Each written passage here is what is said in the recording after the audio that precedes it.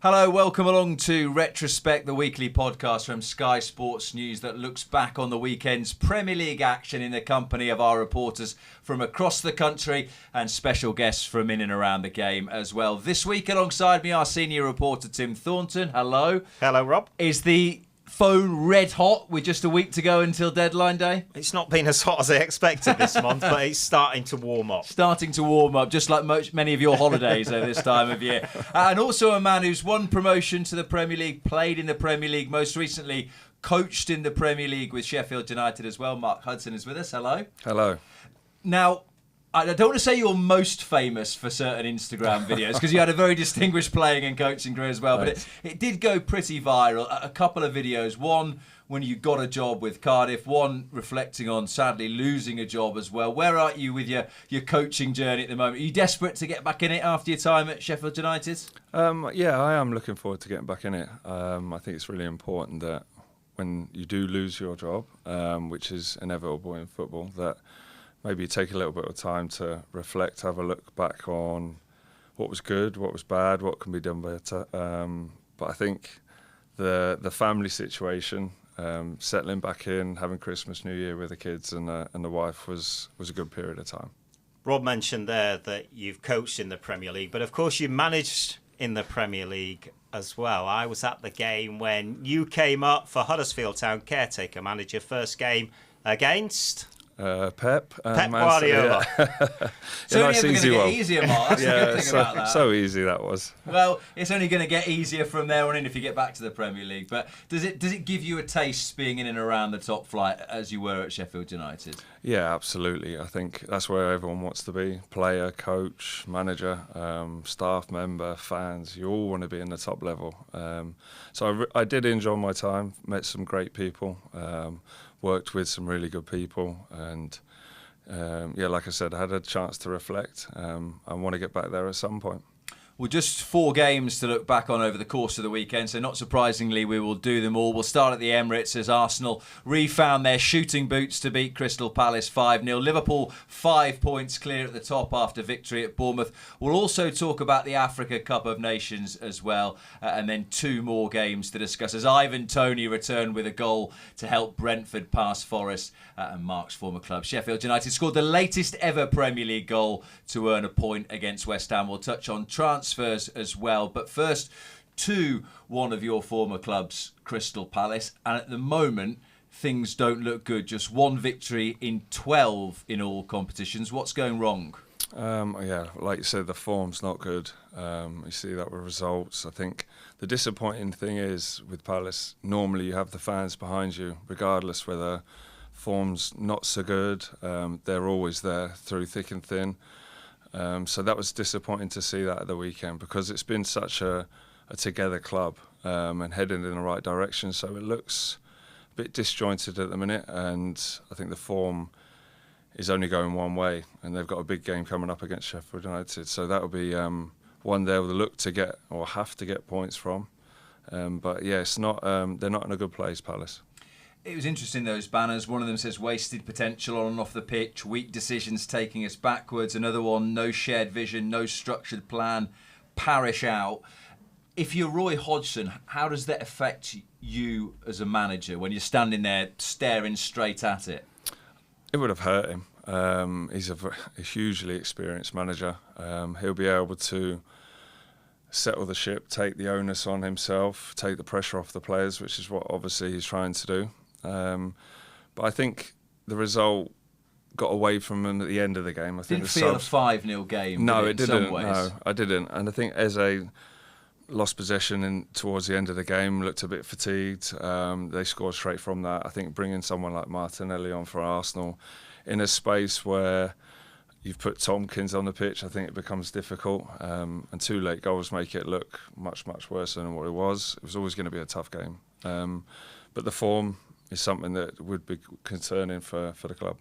Having watched loads of seasons, do you start to sometimes get an inkling about certain teams that this is looking a little bit worrying, whether it's the frustration of the fans, the performances, that Palace could find themselves in a really sticky situation quite soon? I just wonder this season whether maybe there is a little bit of complacency with some teams, because from the start, people were looking and going, Burnley, Luton, Sheffield United are going to go down this season. And obviously, some of those teams are digging out results, Luton in particular.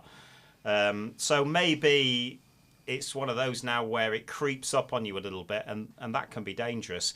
You'll have been, obviously, at Sheffield United when the team were finding it difficult. And I just wonder what it's like when there's a defeat and then there's another defeat, what that does to the morale around the dressing room and around the club, and how do you change that?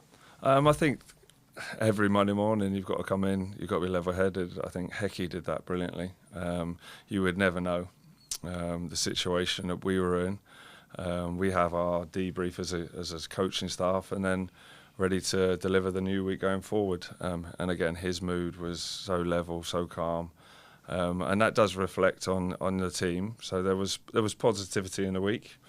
But I think if you look at Palace's situation, it's a difficult run of form. I think what you said, 1 in 12. 1 in 12. Yeah, that's not good. And the complacency you talk about, we've been in the Premier League a long period of time. We're always going to be fine. I think they'll probably look at the 3 teams that are at the bottom and think, well, they won't catch up. But there is that problem where if you don't sort of wrestle it back quickly, it can be a really tough season. Would it be dangerous to change the manager?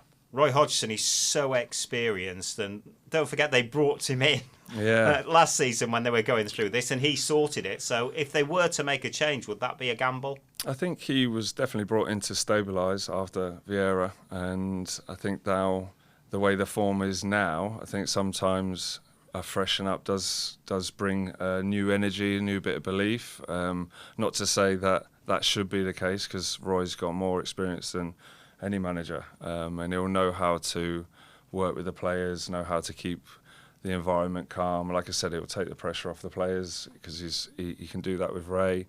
But I think it's something needs to change. They need to find these wins, and Sheffield United coming up will have to be the one that starts it off for them. As a coaching staff then, how much did you look at metrics? And the reason I ask that is because when you look at the block that Hodgson had at the end of last season compared to now, goals conceded up, shots faced up, shots taken down, XG down, expected shots faced up. So at both ends of the pitch, they're worrying numbers for Palace. Yeah. I think Decore being injured is a big one. I think he's out for the season, so that was a worry. I think he went under the radar for many watching him, actually. I think he was very good for the way Palace play. Sat in at midfield alongside Lerma. Powerful, strong, handled the ball well. And then they had Elise and Eze creating. Elise is obviously injured. That's another creative sort of player out of the team.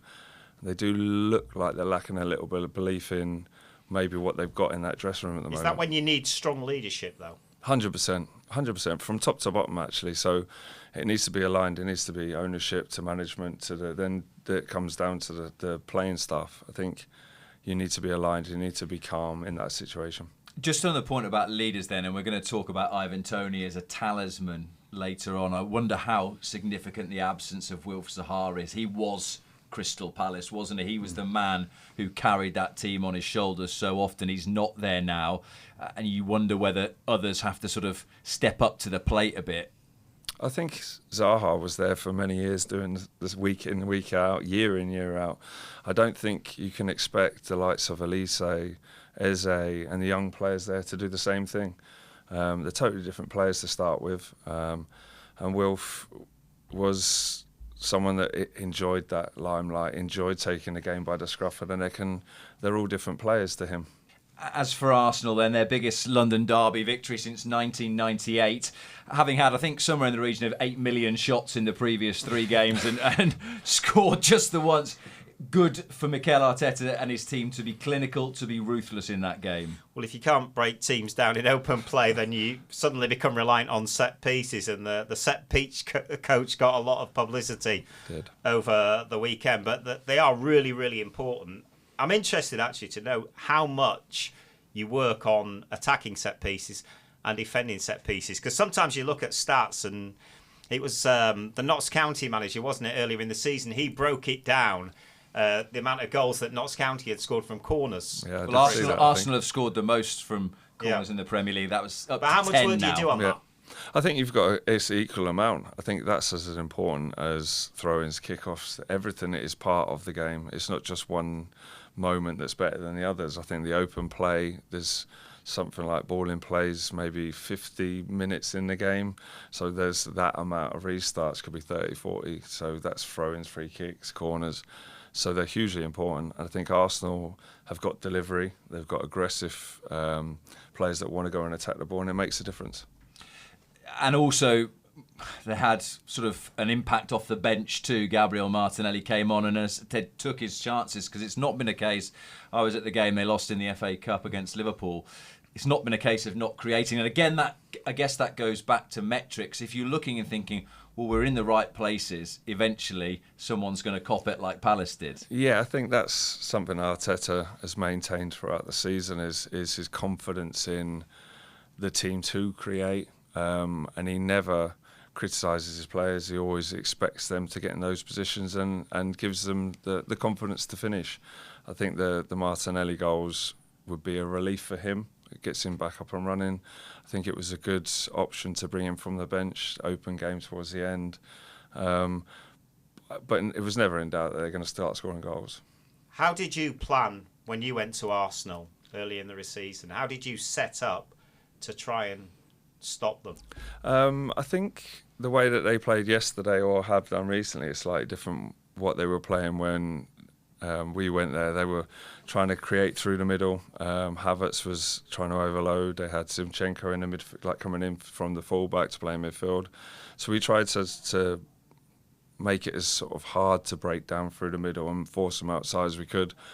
We did that, I think, for 20 minutes, but it's a difficult place to go. I think with the quality, the level of it, and where we were with form, I think once that goal goes in, it becomes difficult.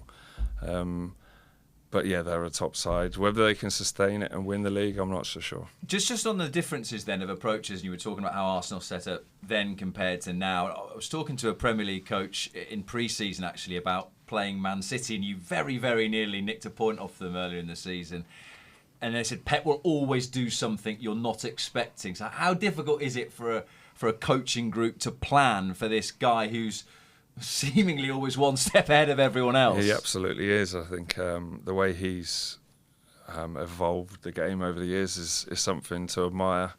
I think because we had City at home, I think we could sort of call upon the fans, the excitement of that part of the season, and we gave a good account of ourselves. I think we limited Grealish to one cross, and that one cross was for Haaland at the back post, who's an absolute monster. So, yeah, very difficult, but I think we gave a good account of ourselves in that game. But I think they will keep going and keep going. Did Pep remember you?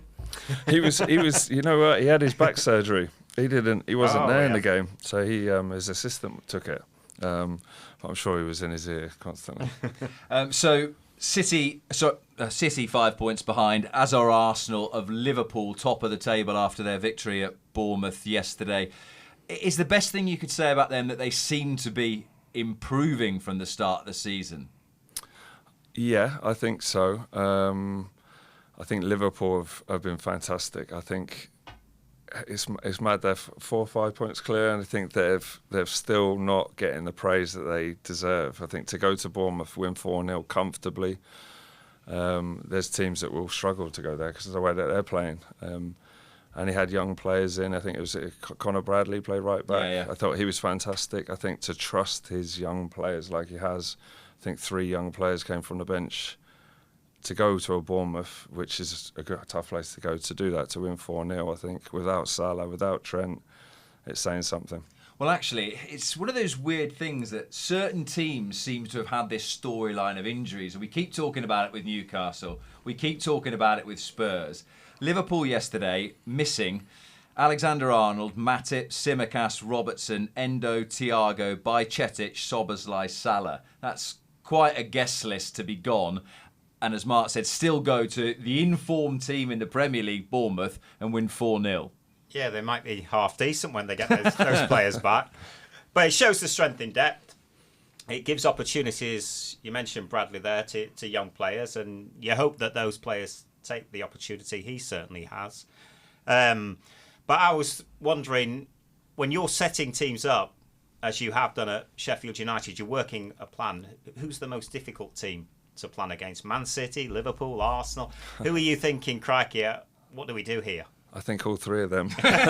You're desperate for Stoke away on a Tuesday night. I wasn't going to say one's easier than the other. They've all got different ways of playing. I think the intensity that Liverpool play at, and that's not just with the ball, but the way they play forward, run forward, their explosive nature that they play at. City, the constant control of the ball is difficult. It takes away your ability to have any kind of control, any moment in the game, because they're constantly on you. They've got players in positions that they can keep the ball and win the ball back so quickly.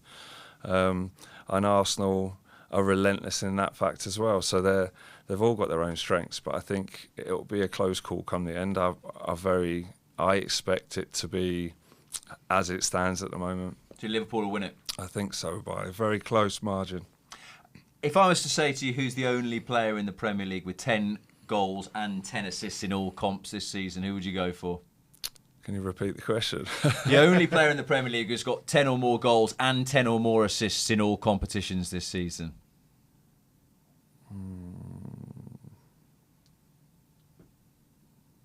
Nunes. Correct. There you go. I was expecting you to go through a load of players, but you did it. And the reason I want to talk about him is he's such an enigma. He's a confusing watch, isn't he? Because he does. It is that old phrase, from the sublime to the ridiculous. As a centre half, how would you plan for facing someone who almost sometimes doesn't seem to know what he's going to do with it? So how on earth are you supposed to know? Yeah, I enjoy the conversations about him, actually. I thoroughly enjoy watching him play. I think he's an exciting talent. I think the price tag's always something that carries weight, and the expectation comes with that for him to suddenly hit the ground running. But that's never the case. It always takes time, and Klopp's done it fantastically well with him. I think he's lightning quick. He can play any number of positions, from obviously played off the left the other day and then can come in and play as a 9. Holds the ball up. He's a threat. He's starting to find the touches, and his first goal took fantastically well yesterday. But he's only going to get better. Is there an argument at all that they become dangerous in a different way, I guess, when Salah's not there? Because you can sort of set up a game plan for saying, well, how do we stop Mo Salah? And we chuck 2 on him, and that's the main source of Liverpool's threat. Whereas you're not quite sure who to focus on when there's Jota and Nunes and Diaz and Gakpo off the bench as well. I mean, they've got a wonderful array of talent to pick from. It's a nice problem to have, isn't it? I think, looking at that, without Salah, I think they've got Jota back. I watched his 2 goals, takes his chances so well, so clean, mostly hits the target when he gets those opportunities. I think we spoke earlier about forwards that maybe needs 1 in 2, and he can do that. Nunes, Luis Diaz, pace, power, cleverness, and the midfield, they've got a number of players that can come off the bench. I think Gravenberch came on, Harvey Elliott started, Curtis Jones is playing really well, underestimated as well. I think they'll be pushing. Can we get your take on the Jamie Carragher debate?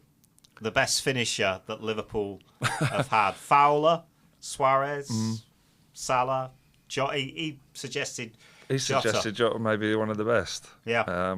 Roger Hunt would probably like to chip in on that debate, I'd have thought, just before the Premier League era. I mean, I think people forget Suarez. I think because obviously now you're looking at the talent they've got now, you forget how clinical, how ruthless he was. I think he enjoyed Megs and a lot of players quite. I'm sure I got megged by him once. But I think Jota is underestimated. I think the problem with him is he can never stay fit long enough. And then does he start over the others? That's the other thing. I think if you're looking at his games to goal ratio, it's probably very high. But does he start ahead of the Nunes? No. Probably. Does he start as Salah? No. Luis Diaz? No. So it's difficult. But what a great option to have, to be able to have that come off the bench or start. Who's the best player you played against? Wow. I played against Drogba when he first came to Chelsea. And that was a specimen. And I thought that's where the game started to change. I was only young at the time. I actually got him injured, which is probably not something I should boast about. But you do well to injure Drogba because he was an absolute tank, wasn't he? It was allowed when you could slide from behind, and I only got booked for it. But it's I'd have to say Aguero was someone that we played them in the cup for Huddersfield, drew 0-0 at home. Thought brilliant, that was great, and then we went to theirs and we got torn to shreds, lost 5-1, and he scored a couple. Just elusive, brilliant movement, finisher of the highest order. His finishes just always seem to go like right in the corner or right into the side of the net, didn't he? You just looked at the keeper and thought, nothing can do that. Yeah, nothing. I thought he got in front of me for one of the crosses, and I thought I was getting there, and he managed to get there and control and have the awareness to find the right corner or the moment or the part of the net that he wanted to find. I think that's the level of where the brains work so fast they can control that situation and are in control. It's a great conversation for you to have this, because you can drop in Aguero, Drogba, Suarez. You played against them all. Yes. I mean, I look back on that. That was obviously a fantastic part to be able to play against such top players. I think whether I came out on top of any of them, I couldn't tell you. Not many. But yeah, it's something that I look back on and I'm proud of. Just on the point about Salah, there was so much discussion about how Liverpool would cope with that. I actually looked back on 2 years ago when Salah and Mane were both missing because of the Africa Cup of Nations. Liverpool played 5, won 4, drew 1. So far without him, played 3, won 3. So he's not up to much is the point I'm making. No, the point I'm making is that's, credit to the squad, but credit to the manager for finding a method without a world star like Salah. They've got great attacking options, haven't they? You look at the 4 players that start and the ones that are on the bench, and there's not a massive difference between a lot of them. So I think it as you say, credit to Jurgen Klopp. He's built a squad there, but it shows they're not a one-man team. It shows that when Salah's not there, they're still a force to be reckoned with, and that's not good news for the other teams in the Premier League. I guess the comparison is like you take Haaland out of Manchester City. Could they cope without him in the same way that Liverpool can cope without Salah? Good question. And I think the fact that you would talk about Klopp building a squad over the last 18 months, maybe a bit longer, that he's probably been planning what's to come. I think the worrying thing is for the oppositions is that you look at Kevin De Bruyne, who's been out 4 months, come back, looked sharp, ready to go, and is going to lift City. But then you think, I don't think it's such a bad thing that Mo maybe has a little bit of a rest. And then he's played so many games, he's travelled all over, he plays for his country, he's now injured. It might obviously sounded like he was going to be coming back to rehab. He comes back, has a break, gets fit, and then it has this burst towards the end of the season along the lines of all of them being fit. I think it's going to be a good finish. Great credit to Klopp as well, because he's actually rebuilt a side, hasn't he? Liverpool 2.0 he calls them. He's almost done it without people realising. They've had a bit of a dip, but they've been up there most of the time. But suddenly we look at Liverpool again and think, right, title contenders. Let's turn our attention to the Africa Cup of Nations then, which continues live on Sky Sports, and Mo Salah absent until at least the semi-finals, Egypt say. Gary L. Smith is an African football expert and joins us now. Gary, thank you very much for being with us. Let's start then with Salah, and I guess for the tournament as a whole, a real shame that he will be missing for a chunk of it, if not the rest of it, depending on how far Egypt get. Yeah, and thank you for having me, guys. Lovely to see all of you. Salah, like every other star player, needs to be at the AFCON to, add to the glam and the headlines and everything, because tournaments are built around storylines, and storylines love star players. So the fact that he was injured and he pulled out in that game against Ghana, it was quite encouraging that he was able to walk off. But afterwards, the news that it was any form of a hamstring injury then brought a bit of a worry.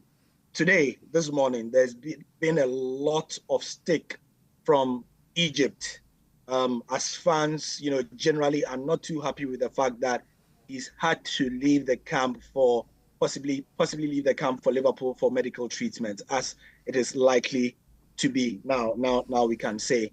It's brought about a discussion of is it disrespectful to the AFCON? But my take is, I mean, the health of the player first at all times. And so if the medical team at the Egyptian national team know that for this injury, the guys at Liverpool will be better placed to take care of this prize asset for both Egypt and Liverpool, then why not? And it's been said in the official press statement from Egypt that Salah will be back should Egypt make it to the semi-final. So I think it's a win-win for everybody. I understand what the sentiment is. Coming on the back of, you may have heard, Umar Sadiq of Nigeria, right? He got injured shortly before the AFCON started, and in a pre-match friendly against Guinea, I think it was, he got injured. Then it turned out that he had also pulled something. In consultation with the Nigerian medical team, they said, well, it would be best if you went to Spain to your club. Now, a couple days later, he is seen. So once he goes, right, he's replaced naturally in the team by someone else. He goes to the club side, and then the club doctors say, hang on, this thing is not as serious as the Nigerian medical team thought. And so you can actually play in a couple of days. And indeed, he was seen in training. So, I mean, a lot of people were angry in Nigeria. And so he had to issue a statement to say, look, Nigeria is always in my heart, but this is what happened. The Nigerian medical team looked at my injury and said that I have to go. And so it's not my fault. And so it's touchy and it's thorny. And you have Mohamed Kudus of Ghana as well. You know, the West Ham thing. Yeah, he got selected, and then 2 days later, he played for West Ham. Apparently, he pulled something. He came to the Ghana camp. No, he came to Ghana, did not feature for Ghana training for about 3 days. And everybody was angry that, hey, why is this guy not playing? People went as far as saying that he was making it up. But it was only when he didn't play in the first game against Cape Verde that people realized that, hang on, this might be a bit serious. Then in the second game, of course, the rest is history. He came on, played his first ever AFCON game when he was quite fit, and then scored 2 goals. So it's very touchy, and Mo Salah needs to handle this, quite carefully from the PR point of view, because, I mean, his countrymen can tend to be quite passionate, as all national team fans are. But just on that point about Salah and him and his Egyptian fans being passionate, he is too, isn't he? And you were talking about storylines that he definitely feels like there is unfinished business at the Africa Cup of Nations, given how it ended for Egypt 2 years ago against Senegal. There's unfinished business for Salah, broadly speaking, for Egypt, not just for the Africa Cup of Nations. You can see a man desperate because in Egyptian legend law, I mean, Egypt is, they are football. They are not just African football royalty. They are football royalty with their clubs, with their national team. The problem for Salah is in the reckoning for who is the greatest ever player. Me from outside Egypt, and I'm African football specialist, I'd likely not place Salah in the top 5. Wow. That's his problem. Yeah. Wow. I mean, off the top of your head, come on, Mohamed Aboutrika. Salah can't lace his boots in terms of what he's done for the national team. What about Drogba, Gary? Because Mark here next to us was just saying Didier Drogba's one of the toughest players he's ever faced. So you've got to put Drogba in there, or it doesn't make Mark look much good. well, yeah. Hi, Marlon. So I'm talking about Egypt, not African football, but Egypt. Right. Egypt in particular. They've had some really big names who have done like massive things in the history of the national team. Literally put their heads on the line for the national team and won things, So that's Salah's problem. And he knows it, that in a country with as rich a football history as Egypt, he will struggle by the end of his career to break even. It's what he's done at Liverpool that's going to give him certain honors and going to push him up there. And so that's the thing with Salah in Egypt. Gary, we spent a lot of time together at the World Cup. You were on Sky Sports News as our African football expert, and you know all about African football. So tell us one player from the AFCON who we might see in the Premier League who might be a superstar moving forward. Oh, wow. This AFCON has been remarkable. I could give you 5. I could give you 5. The most likely to move to the Premier League. Yeah, from the most unlikely of places. I mean, um, there's Abubakar Koita from Mauritania, of all places. Yeah, Abubakar Koita, he's a striker. He's got a wonderful right foot. He was, until he left his team in Holland, in the Netherlands, sorry, in Belgium, sorry, for the AFCON. He was the top scorer with 11 goals. So keep that name in mind. Abubakar Kota, he's a forward. He can easily play for the likes of Burnley, your Evertons and stuff like that. He might need some time to acclimatize to the Premier League and the rigors, but he's certainly a name to watch as well. Abubakar Koita. Just on forwards, potentially above that sort of level, where do you see Victor Osimhen's future? Do you see him as a Premier League player in the near future? I mean, he's got to be. He's got to be. And I'll be surprised if he's not thinking or he has not thought of it. With everything that's happened with Napoli, and I'm sure that your listeners, your viewers would know, the relationship with Napoli has been a bit frayed in the last year with some huge PR gaffes on the part of Napoli's players or officials or both. So Osimhen, definitely, you see him coming to the Premier League, although I've heard some chatter that he personally also prefers some of the top La Liga clubs. But I'm sure if a good offer comes from the Premier League, and he's very concerned about his legacy, which is why he came out to say that, of course, there were offers from Saudi Arabia north of 150 million. But at this point in his career, he's thinking of his legacy. So yes, Victor Osimhen as well. I can also speak of a Namibian player. So I'm being a bit hipster here. I'm not we like hipster. Yeah. Yes. Peter Shalulile from Namibia. I mean, he averages a goal a game in his club and national team. He's the sort of player you would not think of. But again, for the teams I've mentioned, the bottom 10 teams in the Premier League, you put him in there, give him a couple months, and he will be scoring for you. Put that name now, Peter Shalulile. He's the Namibian captain. Everywhere he's gone, that player who, like, everywhere they've gone, they've scored goals. No matter how small, no matter how big, he's that kind of player as well. So please look out for him. And Senegal seem to be in every position in the starting 11. If that player is not in the Premier League, snap him up. So that's what I'm going to tell you.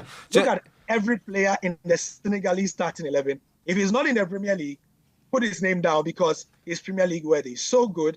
I mean, they play world-class football now, delectable, smooth football now. And please put every one of those names down in the Senegalese team. So yeah, I've mentioned 3, and then the whole of Senegalese first 11. Your heart out. Just finally then, in 20 seconds, then given what you've just said, I can maybe guess the answer. Who's going to win the whole thing? Is it Senegal again? We said Senegal and Morocco and Algeria, but right now it's got to be Senegal with 2 hands on the trophy, or one hand on the trophy now. For all the reasons you can think of. They are playing so well. Their character is amazing. They have a mix of players who've won the AFCON, and they have freshened up the squad. They have a coach who knows the team like the back of his hand. And of course, they have Sadio Mane, who wants to prove to everybody. In fact, the whole spine of the team, guess what, has now moved from Europe to Saudi Arabia.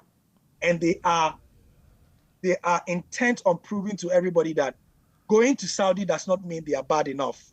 And Sadio Mane said that in a post-match press conference when people were asking him, because you've gone to Saudi, does it mean that you are less of a player? And he said, absolutely not.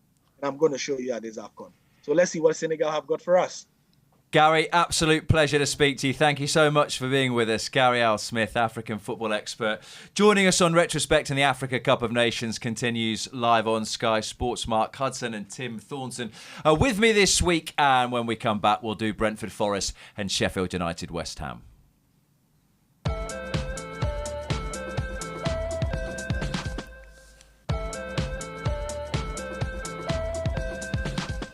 You are listening to Retrospect, the podcast from Sky Sports News. This week with me in the studio, our senior reporter, Tim Thornton, the former Cardiff player and manager, Mark Hudson, also part of the coaching staff at Sheffield United earlier in the season. We will get to them very shortly. Before that, though, only 3 things certain in life: death, taxes, and Ivan Toney scoring on his Premier League return for Brentford. It was written in the stars, wasn't it? Absolutely, yeah. I think you mentioned it. He called himself Big Dog, didn't he? The Big Dog's back, that's what he said. I think not just the player he is, but to captain the side, be captain of your dressing room, for the other players to look around and see him, putting the shirt on again and leading them out will give him a big lift. Did you ever have those in your dressing room? And was there anyone in particular who stands out? You thought Any big dogs? This guy just. Did you ever refer to yourself as a big dog? Ever remember calling myself big dog. But were there players who you thought, this guy lifts us, he gives us an extra 5 or 10%? Of course, you know when you've got your star players and when they're involved, when they're putting on the shirt, you feel comfortable when they're in the team. But yeah, I think for him to have the impact he's had on the first game back, I think he scored a few for the B team in the week before, so he's hungry. Wants to impress, wants to go again, wants to show what a good player he is, and he looks so calm doing it. He's doesn't look phased, and I think the team reflects that. I think the calmness in the game where they went behind, and then they struggled for certain moments, and he had those little bits of control in the game where he put more pay through and he can hold the ball up, he defends for the team, and I think when you look around you see a captain doing that, it gives you a lift. Just actually I want to go back to his goal in a moment, but you mentioned Neil Maupay there, that actually maybe it brings out more from the others around him, particularly forwards. Neil Maupay might think, well, I'm going to play a bit less now the big dog is back, and he actually comes up with a brilliant goal himself to maybe just say to Thomas Frank, yeah, I'm quite good too.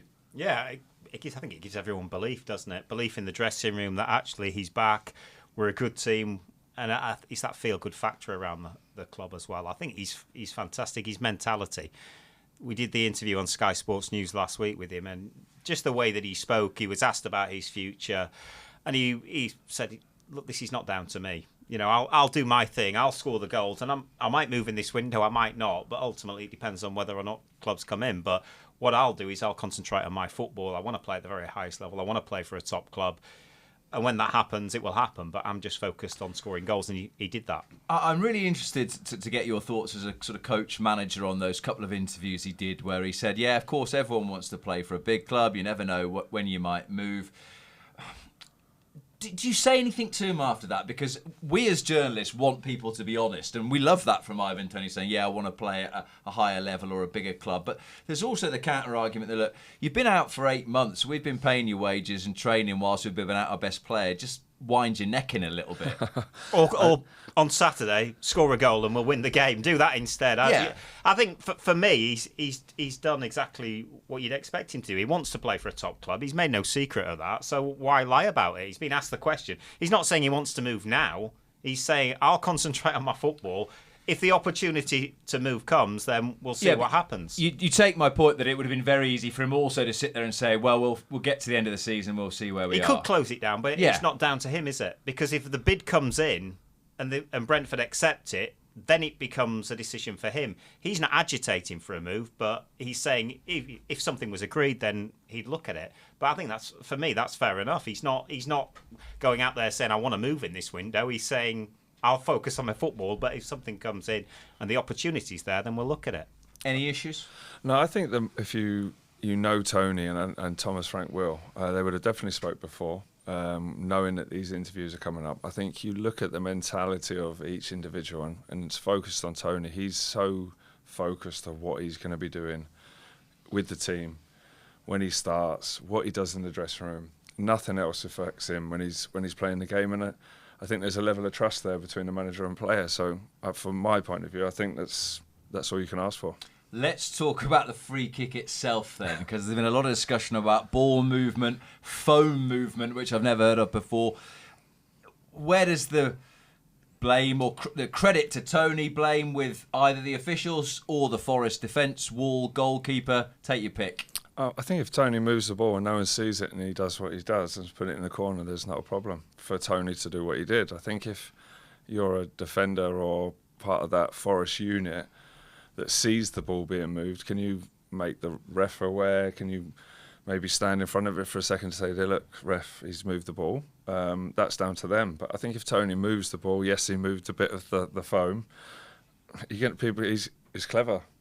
And he's not been punished for it. If the ref had made him move it back and he still scored, it still would have been well played.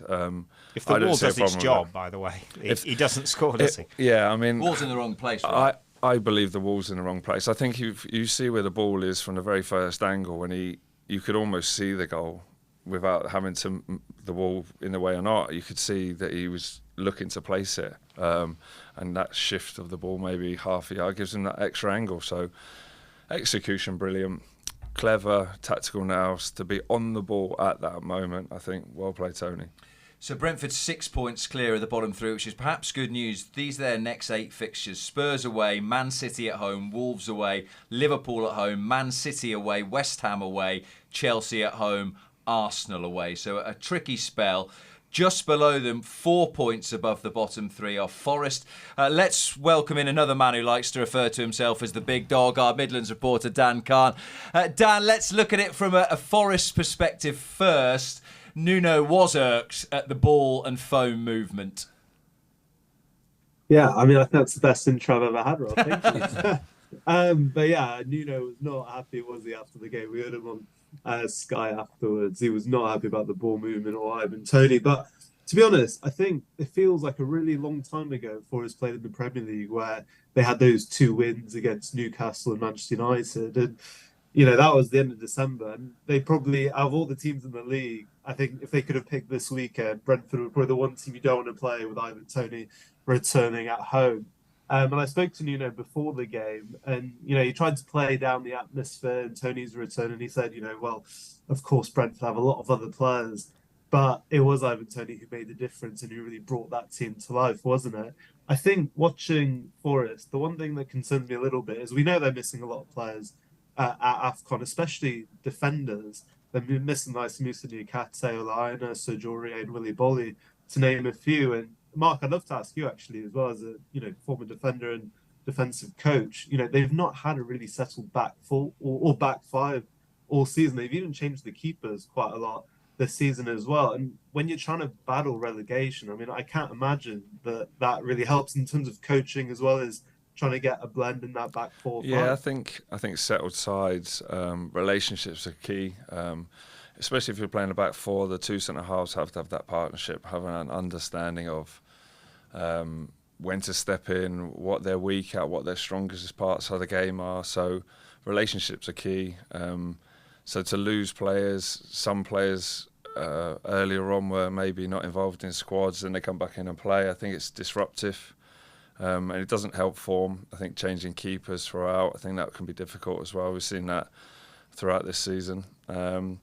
I would suggest having a settled side helps because that understanding relationships are key. Dan, we were saying as we introed you that it's 4 points above the bottom three, Forest, but there is this uncertainty given what came from the Premier League last week. Do you get a sense that Nuno maybe thinks they have to get further and further clear of the bottom three just in case any points come off them? Or is it just a case of focusing on what they can do and worry about what the Independent Commission might have to say whenever it happens? Yeah, I mean, I think all of his press conferences that will be in between now and the end of the season will be dominated by that. And I think that's something that, you know, Nuno has addressed a few times since they've been charged by the Premier League around, you know, we know it's there. My job is to focus on the players and what we can do on the training ground. But, I mean, if they were to be given, for example, the same penalty Everton being given 10 points, they go rock bottom of the league, Rob. So, of course, you know, they'll be looking to get as many points as they can. But you look at their next three, for example, I mean, their home form that was so good last season, they really need to get back to that because they have Arsenal at home, Bournemouth away. You know, that could go potentially either way. We saw them against Liverpool over the weekend. Then they have Newcastle at home as well. So if they can get back to what they were last season at home, then they'll give themselves a good chance. But I don't think any club wants to get in a situation where you're kind of banking on essentially other clubs getting penalties and you not, or, you know, maybe it's not the full 10, maybe you get 5 or anything like that. But I will say they need players back because you look at that Brentford game, they're missing the likes of Morgan Gibbs-White.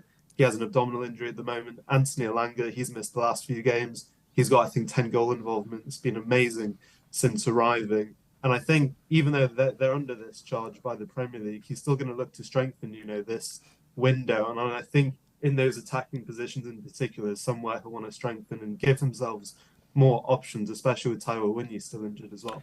Talking of attacking options then, let's talk about another of the Midlands clubs whilst you're here, Dan. Wolves, and they've sort of been seemingly needing a centre forward for about 2 or 3 years now, but are they stepping up their pursuit of one in the next week or so before the window closes? Yeah, I think, I don't want to give a damn guarantee of what's going to happen in the transfer window, but I'd be very, very surprised if Wolves don't at least bring one forward in before the deadline day, if not two. We've obviously seen Fabio Silva, Sasha Klasic leave the club on loan, and Wolves do have a list of strikers they're looking at, and we've reported on Sky Sports News throughout this month of, Shea Adams, of course, Southampton. He scored again on the weekend. I think, he maybe looks like someone who would fit Gary O'Neill's system. I think if you're looking at a permanent option, he'd probably be the best suited. But then you have the likes of Danny Ings, they also quite like. That would most likely be a loan, perhaps with an option in the summer. To me, he's kind of the one I think is a really good option because they really just need a stopgap till when Hwang comes back, really, from the Asian Cup. I think Danny Ings, I know a lot of people might say, well, he's played 11 games, he's not scored this season, but actually, when you look at those games, he's only played, I think, 45 minutes twice, like more than 45 minutes. So I don't really think this season is fair to look at him. And if you look at historically, he's scored double-digit goals 4 times in his Premier League career. So he guarantees goals. I think in terms of what Wolves need, they need a fox in the box, someone who can poach goals.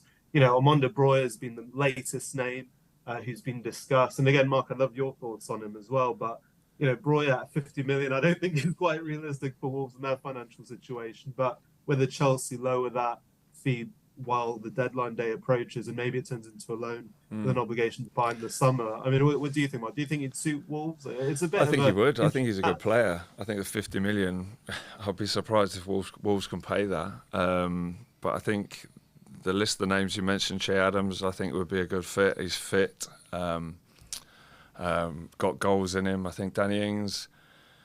The problem with Ings is West Ham's forwards are dropping like flies, I know, aren't they? And that's how the Yeah. window changes over a month, is that no Paquetá, Kudus is away, no Antonio. David Moyes, we're not having him because they've got no one left otherwise. Well, that's it. I think if you took him out the team yesterday, I'm not sure who you would have played. Well, you've only got Mabama, really, haven't you, young lads? Exactly, yeah. So he obviously got his goal, won the penalty, looked creative, worked hard. I'd be surprised if they let him go. I don't see that. To prize Shea Adams out of a Southampton team pushing for promotion, that could be difficult. That would probably cost more than what it should. But Broja, if Chelsea are wanting to let him go, then I'm not sure that they can afford 50 million. But for me, he's a good player. Whether he can stay fit, and that's an issue. They need someone to come in and play to the end of the season. So, yeah, they're good options. I was just going to say on that, Mark, I suppose, and we all know as well when we speak to clubs and we get an insight on transfer kind of dealings.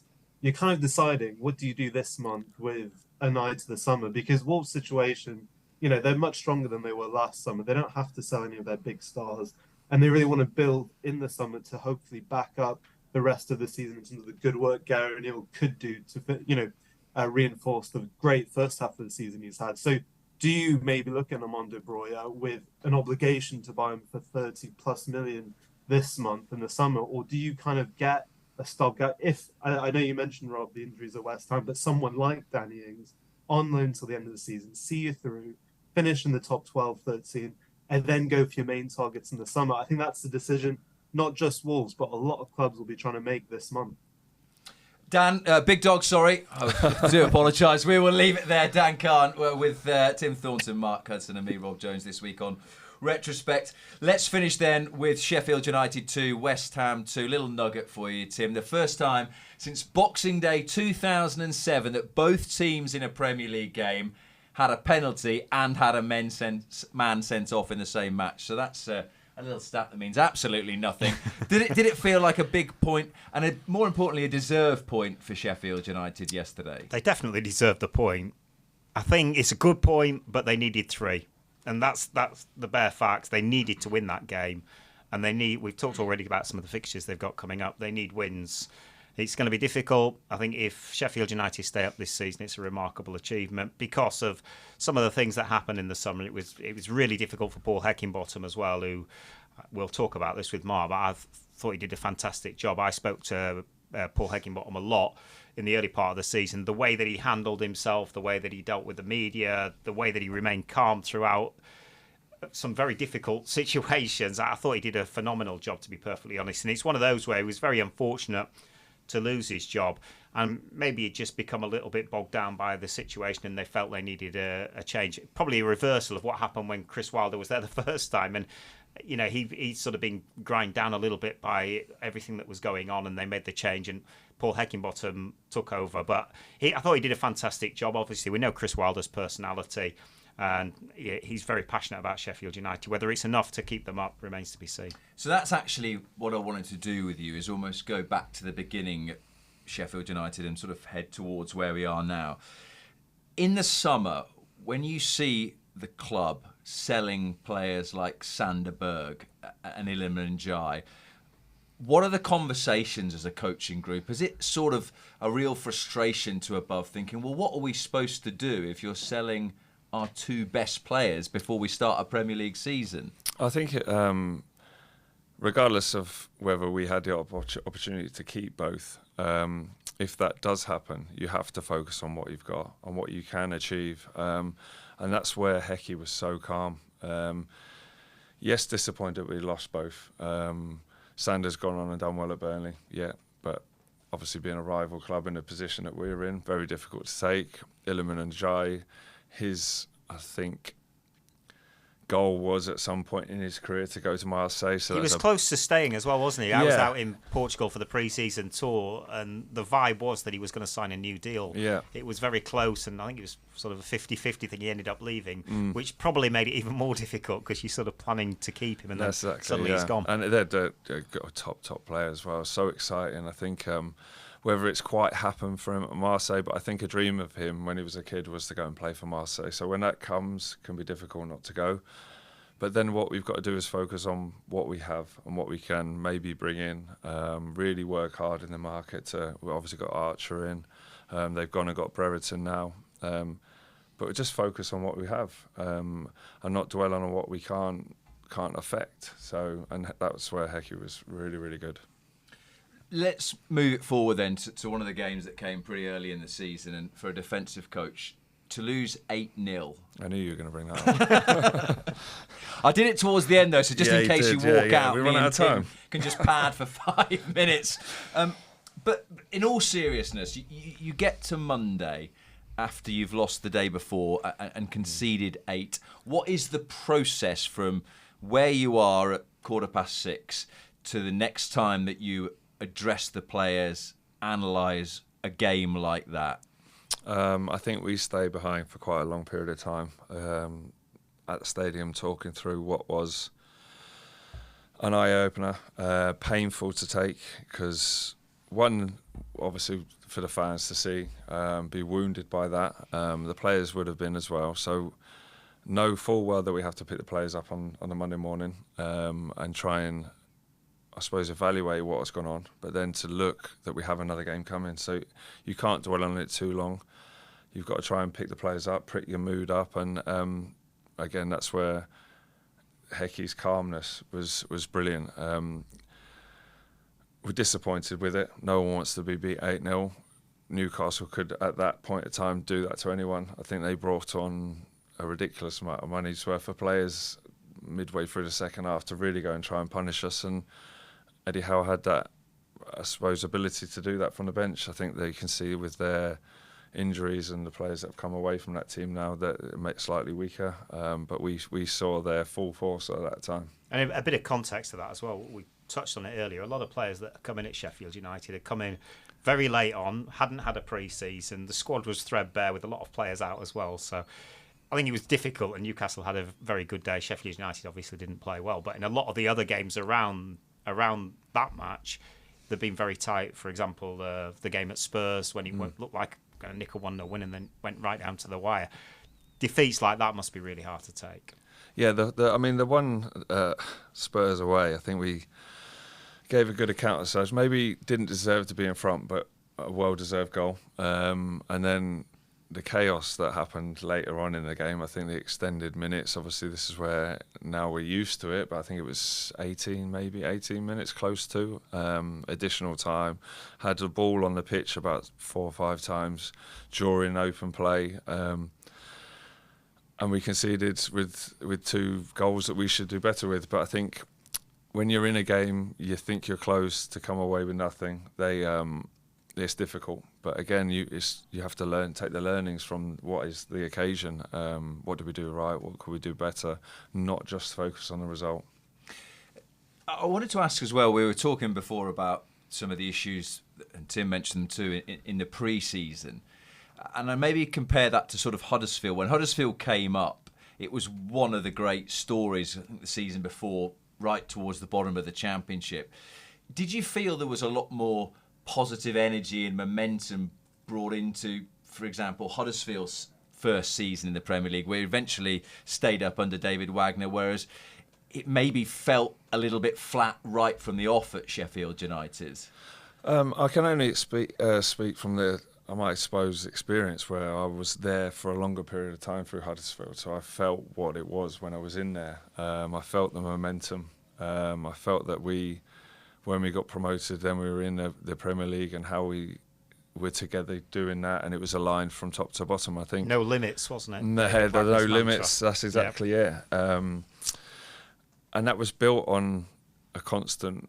Again, I go back to it. Communication. Talked about it, alignment from top to bottom. A clear vision of how that was to progress. And I can only speak from going in the summer with Sheffield. So they had a brilliant season the season before, and built on what was a model going forward. I think they lost 6 or 7 players, but senior players in the summer, not just the ones that they sold, but Billy Sharp being the captain of the team as well. I think that's disruptive for dressing rooms as well, to lose your leader and then have the injuries that we had during the season. It can be wounding. But again, I only praise for the manager, nothing but praise, because he managed to stay level-headed, keep the team level-headed as well. Just a final one on Sheffield United then. It's going to take something really, really special from here, isn't it, to keep them up? Yeah, it is. Backs against the wall. But you saw them fighting. Again, Tim mentioned it. They could do with wins, and that's the only thing that's going to get them out of it. Palace being the next game is a huge one. I think they have to win that to give themselves any hope. And Paul Heckingbottom, he's surely going to get a top Championship job at the very least, isn't he? Oh, he'll get a top job, no doubt. I'm sure he'll be sought after. I'm sure he would have enjoyed his break over this period. I know he was back on TV yesterday and looking sharp, so good luck to him.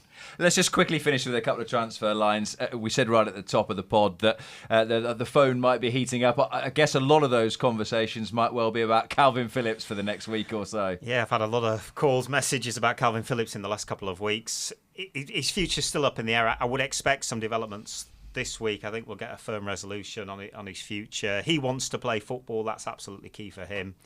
And again, like Hecky, great lad, great character, and I think he'll do really well wherever he goes. We know that Juve are interested, Atletico Madrid, Barcelona, Crystal Palace, Newcastle, West Ham. Those are the 6 clubs that are interested in him, and it's the deal isn't a straightforward one. It will be complicated. So it's who can do the deal, and then it will be down to Calvin Phillips. So some European giants interested in Phillips, and one potentially Bayern Munich interested in Kieran Trippier as well. Do you see him moving on between now and next week? I'm surprised that that's come up so quickly, and it seems to be gathering a bit of pace. I think his form's dipped a little bit recently. I don't know whether that has a hand in whether he wants to move on, go and try something else, experience that. We know he did so well when he went to Atletico Madrid, and that was an experience that he thoroughly enjoyed, took him to another level, and he's been brilliant for Newcastle. He's led this sort of transition in the group, and he's a leader that everyone looks to. It just depends on whether Newcastle can let him go and whether he wants to. Quickly, is it a good thing for England if he goes? He's playing abroad, Kane's playing abroad, Bellingham's playing abroad, Henderson's playing abroad, Phillips potentially playing abroad. Does that help England in the European Championships? Is it perhaps not quite as intense as the Premier League? If you're talking about the taking it physically away from the players. I think the ones, I think you look at Harry Kane, looks comfortable abroad. He's scoring goals. Very unusual, I think he was going to do that many. anyway, wasn't he? Yeah. Anywhere he goes, he's going to score goals. It's very unusual to have that amount of, I suppose, English talent abroad and playing. But brilliant. It shows that the European football and the level of it. Mark, thank you very much indeed for being with us. Thank you not for walking out when we mentioned losing 8-0 at home. Yeah. We'll have to come back. Second time round, we won't mention it, I promise. thanks. Tim, thank you very much as well.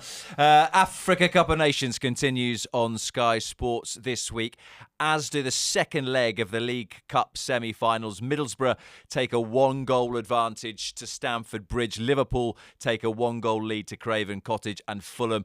The NFL Championship games as well this weekend. Ravens Chiefs, 49ers against the Lions as well. A quick reminder that you can watch Retrospect on the Sky Sports News YouTube channel every single week and listen, download and subscribe from wherever you get your podcasts. Bye for now.